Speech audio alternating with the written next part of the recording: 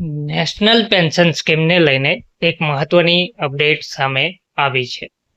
NPS tier 1 ફંડ્સનું rolling return tier 1 fund equity તાજેતરના સમયમાં નેશનલ પેન્શન સ્કીમ એનપીએસને લોકપ્રિય બનાવવા માટે અનેક પગલાં લેવામાં આવ્યા છે. વિગતવાર માહિતી શું છે તે જોઈએ.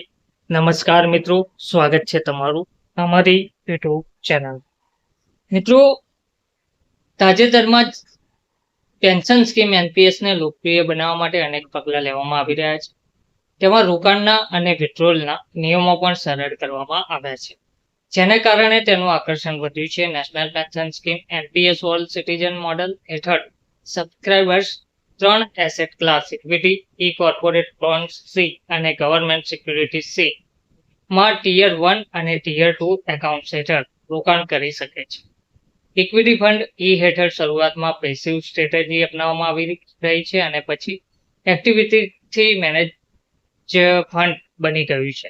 આ કેટેગરી હેઠળ ફંડ મેનેજર્સ નિફ્ટી 250 અને બીએસસી 250માં આવતા સ્ટોક્સમાં રોકાણ કરી શકે છે. તેઓ 5% એલોકેશન આરઈઆઈટી, ઇન્વેટર આઈટી, કેટેગરી 1 અને કેટેગરી 2 ઓલ્ટરનેટિવ ઇન્વેસ્ટમેન્ટ ફંડ્સ એઆઈએફએસ અને ગોલ્ડ તથા સિલ્વર ઇટીએફમાં પણ રોકાણ કરી શકે છે. છેલ્લા 13 વર્ષની એનએવીના ડેટા પરથી 10 વર્ષના રોલિંગ રિટર્ન જોઈએ તો ટીયર 1 ફંડ ઈ સ્કીમમાં સરેરાશ વાર્ષિક 13.5% વળતર મળ્યું છે.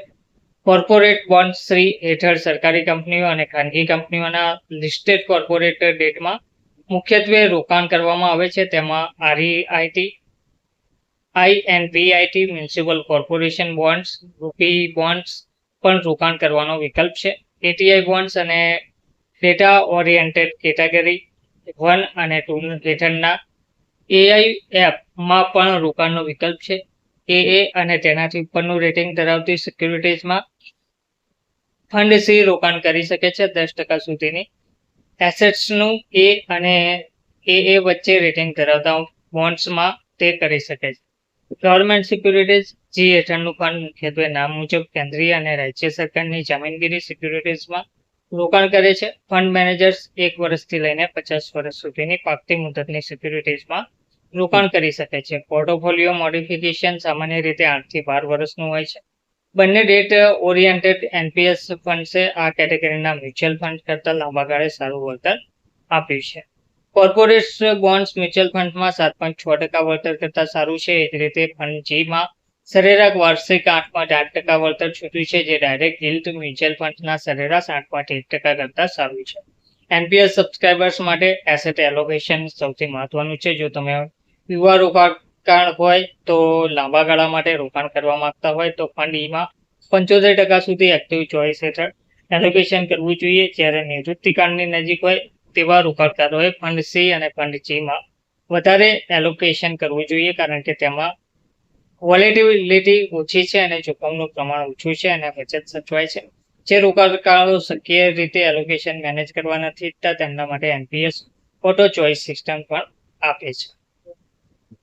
તો એનપીએસ ટીયર 1 ફંડનું જે રોલિંગ રિટર્ન છે તેમાં tier 1 fund E equity HDFC pension 14.4, UTI pension 13.88, Kotak pension 13.85, ICICI Pru pension 13.76, SBI pension 12.89, LIC pension 12.76, Nifty 100 TRI 13.77, tier 1 fund C corporate bonds HDFC pension 8.91, ICICI Pru pension 8.77, SBI pension 8.56, LIC pension 8.57, UTI pension 8.38, Kotak pension 8.32, mutual fund corporate bonds fund 7.60, tier 1 fund જે સરકારી securities જેમાં LIC pension 9.36, SBI pension 8.83, Kotak pension 8.78, HDFC pension 8.78, ICICI Pru pension 8.72, UTI pension 8.55 અને mutual fund